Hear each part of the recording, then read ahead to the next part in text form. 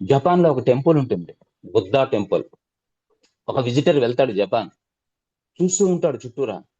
చూస్తుండగానే టెంపుల్, బుద్ధా టెంపులా, ఆహా అని చెప్పేసి లోపలికి వెళ్తాడు. టెంపుల్లో దర్శనం చేసుకోవడానికి బుద్ధుడిని.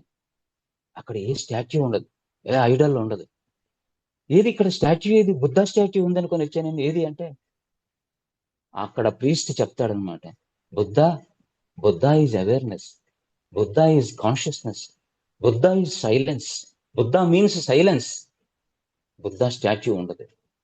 కానీ విచిత్రమైన విషయం ఏంటంటే, బుద్ధుడు విగ్రహారాధన చేయవద్దని చెబితే ఈ ప్రపంచంలో మానవాళి మహానుభావులు ఏది చెప్పినా కరెక్ట్ గా దానికి వ్యతిరేకంగా చేయటం మన మానవాళికి అలవాటు.